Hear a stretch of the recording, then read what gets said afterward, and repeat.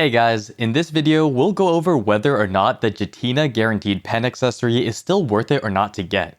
We'll of course run through the calculations to see the pros and cons, but we'll also talk about the history of Jetina's pen accessory to try and explain how its value has changed over time. There will be timestamps in the description below, so feel free to skip to any part that you want to watch. If you watch any current day gearing video or video aimed at new players, without fail, almost every one of them will suggest you to go for the guaranteed pen Jetina accessory for your ring slot. Since you should never trust what a BDO YouTuber says at face value, including me, we have to go back in time to see why almost everybody suggests it in their videos. The guaranteed pen Jetina's accessory came out almost exactly 3 years ago in 2021's Heidel Ball. Back then, we didn't have as much gear as we do now, with most people running tri-accessories. Seasons were a thing, so a lot of people ran pen Tuvala, which is a tri-ring equivalent. Before then, the cheap alternative was a base Kaposha, which is also a tri-ring equivalent. Tri-accessories were considered soft cap, and 3 years ago it was pretty decent and could get you into a good guild. Back then, when Jetinas came out, not only was it a guaranteed path to get pen accessories, but for some players, even getting Tet guaranteed was a pretty decent upgrade for cheap. It gave players a really nice progression from tri-accessories all the way to pen. It was so good value back then that they even gated it behind a daily, which would take around 2 months of doing a daily quest to get your pen accessory. Even if you had the money and resources to get your pen Jetina's accessory, you still had to do the dailies every day to get it to pen. Back in the day, pen crescent rings were also around 40 billion silver, and the average silver per hour a player would get was around less than a fourth of what it is now. It would take you around 8 to 10 times longer to get a pen crescent ring from grinding compared to now. Again, I cannot stress enough that back in the day, it was insane value to go for the guaranteed pen, and people lost their minds when it was announced. However, that was 3 years ago, and for any live service game, that is quite a long time. An absolute enormous number of changes has happened since then. Even if we only look at the past couple of months, we've gotten an Agris pity system for enhancing pen accessories, along with a direct upgrade path with Deba Rekka rings. Before Debo rings, there were Eye of the Ruins for PvP and Tungrad rings, which would give you 1 extra sheet AP, but not every player would go for those. Debo rings now give an additional sheet AP at Tet, and a pretty nice set effect for PvE and uncapped PvP. Nowadays, almost every player will eventually upgrade from pen crescent rings, which is the same as the guaranteed pen Jetina's accessory. Because of this and some other factors, pen crescent rings have more than halved in price, being around less than 18 billion silver. Artifacts and crystals being reworked let early game players get a lot more AP for grinding that is not based around their gear. Along with the rework of a lot of newer end spots, early game players get a lot more silver than they could have in the past. 500 mil an hour for a newer player isn't even considered to be that crazy anymore. A huge additional thing is that PA gives out 2 pen Kaposha rings from doing seasons and from enhancing tri-Kaposhas with the dreamy crystals of balances, so it is very easy to get Tet crescent rings for free. Because of this, almost every player right out of seasons will have Tet equivalent accessories, so Jetina no longer provides an upgrade path from Tri, but instead is only an upgrade once you get the pen crescent equivalent. So now that we know all the changes since the release of pen Jetina accessory, what can we conclude? We know that pen crescents, and subsequently their direct alternative, the guaranteed Jetina's pen accessory, has drastically decreased in value over time. Not only is it easier to get silver, but the actual silver price of the pen crescent is a lot lower. Again, the big conclusion is that the value of pen Jetina's accessory has decreased and will continue to decrease in the future. Now, because of the conclusion that the pen Jetina's accessories have dropped in value over time, we have to calculate whether or not it's worth to even go for pen Jetina's accessories anymore. We know that it's worse value compared to before, but it could still be better than not going for pen Jetina's accessories. Nowadays, you can get 2 Jetina's accessories without having to do any daily quests. You simply trade in a bunch of materials. You trade in 500 black magic crystals, 110 Yona fragments, 18,000 blackstones, and 2,300 old moon catalysts. Currently on the North American market, it's around 12.6 billion silver total. That's actually pretty cheap, and cheaper than buying a pen crescent ring from the market. For 3 Sheet AP, 12.6 billion silver is pretty good. However, that doesn't include any of the hidden costs or say whether or not it's better than just buying a crescent ring. In this part of the video, we'll compare getting the guaranteed pen from Jetina to buying a pen crescent ring from the market. We'll include all of the hidden costs to see which one may be worth it to you. In the next example, we won't consider swapping your accessory to a Narc earring. We will go over that later in the video, but this part assumes you won't ever use Narcs or Tungrad earrings in the future.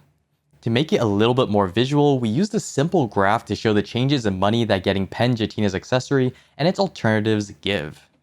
Right when you get 12.6 billion silver, you are able to buy the pen Jetina's accessories materials. Because of this, at the first time period of 0, you invest, aka use 12.6 billion silver, so it shows as a negative of 12.6 billion silver since you are losing it.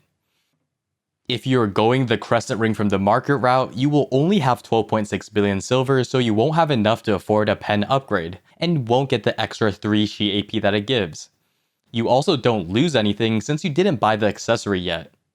After that, at first time period of X, you would have grinded enough to buy a crescent from the store. If you assume players at this point can get around 500 mil an hour, it would take around 10 hours.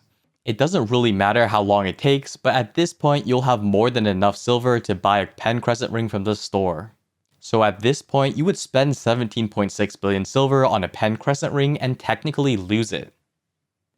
If we look at the top route, we can see that the player who went the guaranteed pen Jetina's accessory has gotten 500 mil silver. This is because they are grinding the same amount of time, but they have 3 extra Sheet AP. To make it easier, I just made the difference of grinding to be about 10% more. In reality, it probably won't be this much, but it's around good enough. Grinding at a higher Sheet AP will give you more silver compared to not, so the pen Jetina's accessory at this time period gets extra silver. However, from this point forward, since both players have gotten their pen accessory, neither player will get any bonus silver from grinding at a higher AP.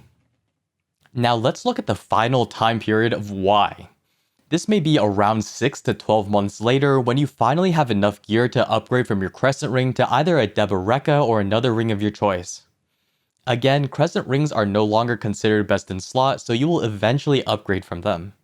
On average, it will take around a year to get to this point, but it doesn't really matter if you get to this point a lot sooner or a lot later. At this point in time, the player who went for the pen Jetina's accessory won't be able to sell it or anything since it's bound to their character. Again, this doesn't include switching it to Narcs, which we will talk about later. Because of this though, this player gets no silver at all in this time period of Y. However, the player who bought the crescent ring will be able to sell their ring at a tax loss of around 15% silver. They technically gain back the silver they sell it for, which is around 15 billion silver. This also assumes that the pen crescent ring won't change in price from when they bought it. Now let's look at this graph again in the pen Jetina's accessories player's point of view. At the first time period, the Jetina's player loses 12.6 billion silver. At the second time period, however, the Jetina player gains 17.6 billion silver since they won't have to buy a crescent ring. They also get 500 million silver from the extra AP that they get from grinding. Again, this is compared to the crescent ring player who has to buy it from the market. At time period Y, however, they lose 15 billion silver since they can't sell back their ring compared to the crescent's player. If we look at the total losses, the Jetina player loses 12 billion silver and the crescent ring player loses 2.6 billion silver. When compared together, the Jetina player loses 9.5 billion more silver than the crescent's player. Now keep in mind, the greater silver loss that the Jetina accessory player takes doesn't necessarily mean that it's a worse path. It only tells us the silver difference at the end. If we look at it in a very practical view, we can see that the newer player will spend 12.6 billion silver at the start. If you grind for 1 to 2 hours a day, time period X will be about 10 days in. The crescent player will have an advantage of 12.6 billion silver for 10 days, but you can't really do that much in 10 days with that amount of silver. At this point though, the Jetina accessory player will have a silver advantage of 5 billion plus 500 million, which is around 5.5 billion silver. The Jetina accessory is cheaper than buying the crescent ring and you get a little bit more silver from grinding.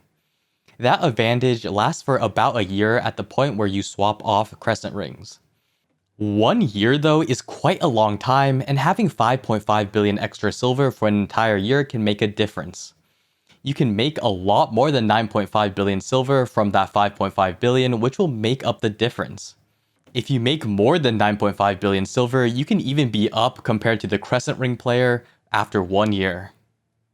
Again, you have to make 9.5 billion additional silver, not including the 5.5 billion silver you already have, which is a total of 15 billion silver.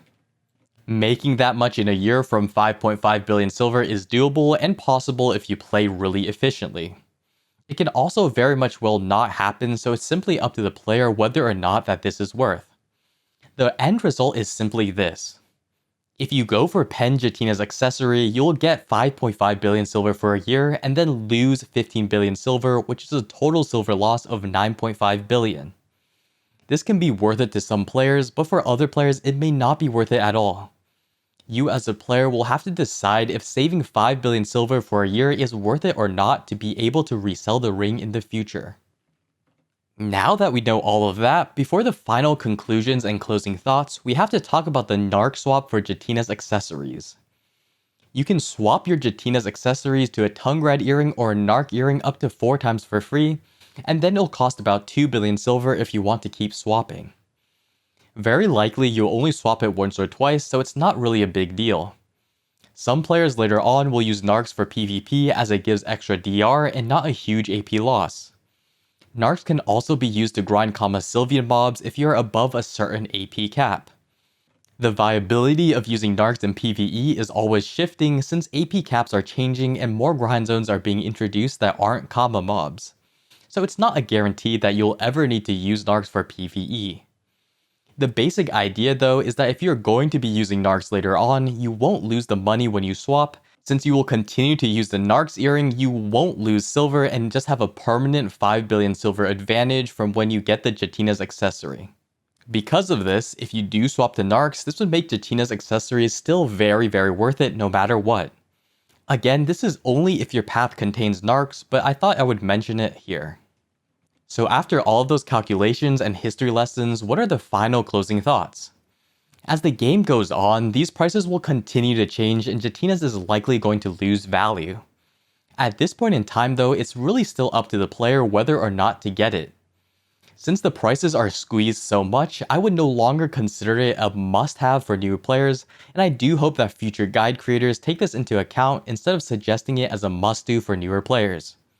Having spoken to some newer and returning players, I've had people choose both to go for the Jetina's accessories and not, so currently there's really not a correct answer. If you're willing to have a 5 bill advantage for a year, then a 10 bill disadvantage after that, then go for Jetina. If not, then save up for a pen crescent. You can easily reinvest that 5 billion in a year, but you can also simply not reinvest it and lose it. So that's basically it for this video. I will admit it's kind of a brick, but I think it's important to understand the history and how it's influenced the value of pen Jetinas. This game has honestly changed so much in 3 years, and the fact that most people kind of just repeat the suggestions that they got from that long ago without making their own calculations is a bit weird. In this case though, there's really no right or wrong answer, so repeating things you heard a long time ago may not be a bad solution. Either way though, I hope you all enjoyed this video, and I hope to see you all next time.